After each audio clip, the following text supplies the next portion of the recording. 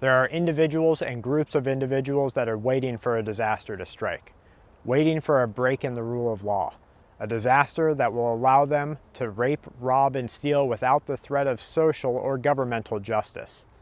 If you're a husband, a father, or even just a son who will care for his mother during a disaster, it is your job and your duty to protect the women of your group from undue stress, unnecessary anxiety, and anything that could cause them harm in a crisis event.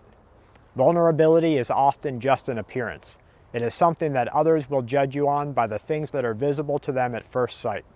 A person with a knife is less vulnerable than one without, and a person with an assault rifle is even less vulnerable.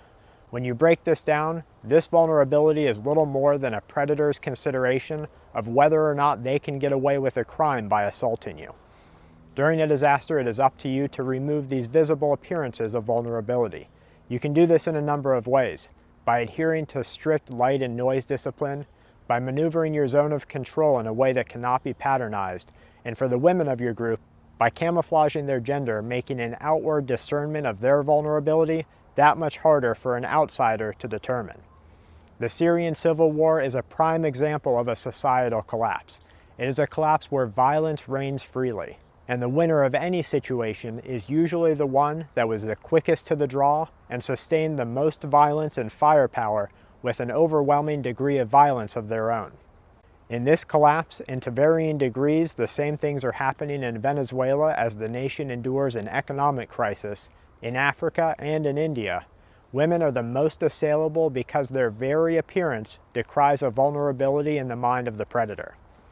To this end, and without going into undue detail as to why these steps are necessary, as I'm sure all of the husbands and fathers of the world can put these pieces together, make the gender and apparent vulnerability of all the women of your group as obscure as possible by physical camouflage and apparent distraction. The long hair of a woman can be picked out at first glance.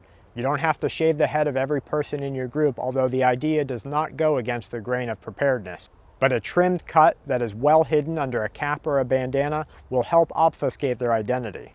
Another step in your standard operating procedure will be to exchange bras that are meant in our Western society to enhance the chest of a woman with sports bras that are meant to tighten their chest against their bodies. Ensure that the women of your group have loose-fitting clothes, similar in design and function to men's camping trousers and shirts. These clothes will become functional and not unduly alluring during the recovery phase of a crisis. Remember that an overabundance of camouflage is just as distracting to the human eye as no camouflage at all. Be sure to remain as obscure as possible, hidden in plain sight, following the same rules of camouflage that you use on your home, preparedness items, and vehicles during a crisis. Footwear is important, and most hiking boots are made unisex. It's very important to find them and break them in now before a disaster strikes. Giving yourself time to wear your boots in now will equate to easier use during a crisis, as hot spots become known and worked through, and blister-prone footwear can be exchanged for boots that provide a better fit. Remember that it can take 30 to 50 miles for a boot to really be worn in. Make sure you give them ample time to break into your foot size and shape by wearing them dry and wet, and wearing them as often as possible. As a last step, and depending on your location and current rule of law, have every female of your group trained and outfitted with a weapon, a firearm being best and a knife better than none at all. The open visibility of a weapon in the hands of a person that appears to be of an able body to use that weapon will deter most predators from continuing an attack.